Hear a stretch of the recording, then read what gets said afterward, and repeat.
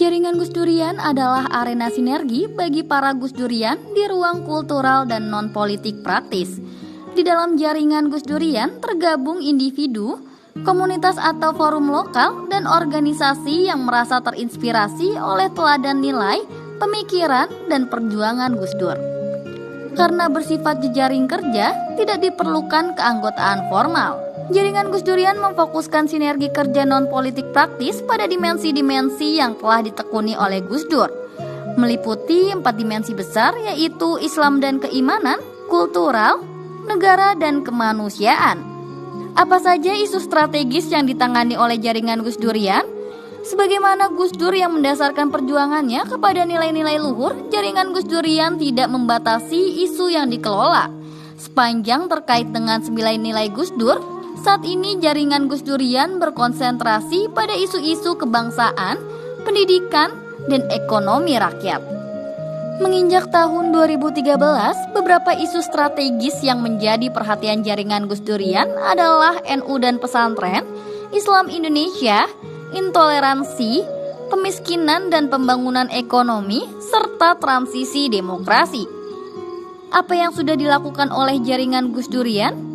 Dalam menjalankan amanah jaringan, Seknas Jaringan Gus Durian memfokuskan diri pada program-program penyebaran gagasan, memfasilitasi konsolidasi jaringan, memberikan dukungan pada upaya program lokal, program kaderisasi, dan peningkatan kapasitas jaringan.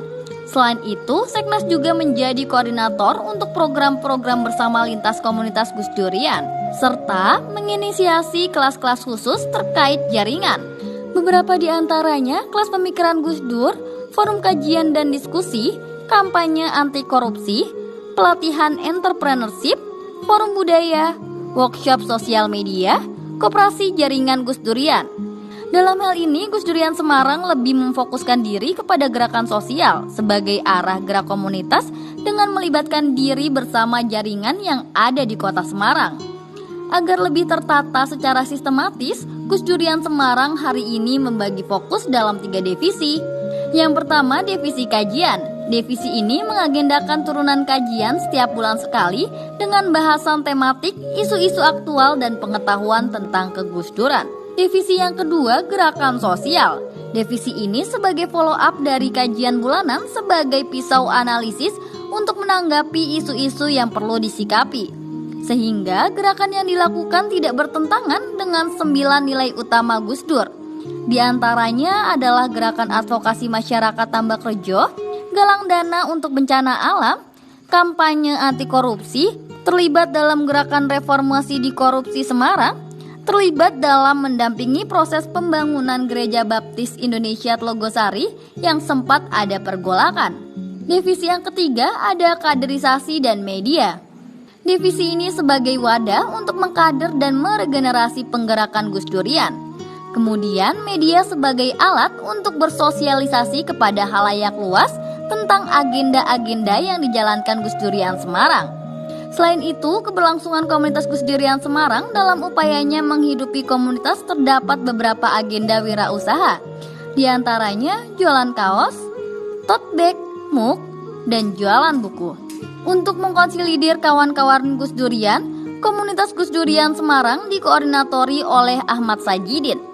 Dalam berlangsungnya aktivitas komunitas Gus Durian Semarang berbasis pada kawan-kawan mahasiswa yang hari ini tersebar ke berbagai macam kampus besar di kota Semarang, yaitu Gus Durian UNES yang dikoordinatori oleh Iqbal Almagosani, Gus Durian UIN yang dikoordinatori oleh Syafiq Yunensa, Gus Durian Unwahas yang dikoordinatori oleh Hilman Najib, dan Gus Durian Undip yang dikoordinatori oleh Via Yasmin. Pada tahun 2019, Jaringan Nasional Gus Durian mengadakan urun rembuk dalam rangka menyambut Haul Gus Dur ke-10. Hasil rembuk budaya tersebut menghasilkan 10 rekomendasi. Yang pertama, kebudayaan harus melestarikan kemanusiaan dengan menangkap pergumulan kemanusiaan, khususnya pengalaman hidup kelompok-kelompok rentan atau lemah seperti perempuan. Yang kedua, gerakan dan kebijakan kebudayaan harus membangun ekosistem kebudayaan yang partisipatoris, sehingga pengembangan kebudayaan tidak bertumpu pada elitisme kebudayaan. Yang ketiga, negara dan masyarakat harus mengedepankan pendekatan kebudayaan sebagai bentuk pengelolaan keberagaman dan instrumen resolusi konflik. Yang keempat, negara harus menjadi fasilitator dalam tata kelola kebudayaan dengan menjadikan kebudayaan sebagai kata kerja, sumber pengetahuan dan peran vital dalam membangun peradaban yang lebih manusiawi.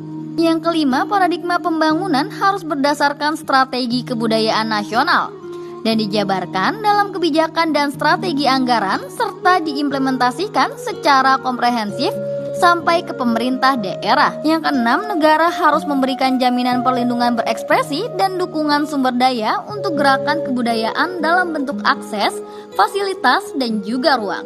Yang ketujuh, negara dan masyarakat perlu membangun model praktik keberagamaan yang kontekstual dengan konstruksi budaya Indonesia. Agama dan budaya tidak saling mengalahkan, bukan dikotomi yang kontradiktif tetapi dialektis. Keduanya saling belajar dan mengambil. Beragama yang berkebudayaan berarti praktik beragama yang membawa manfaat dan maslahat termasuk untuk alam.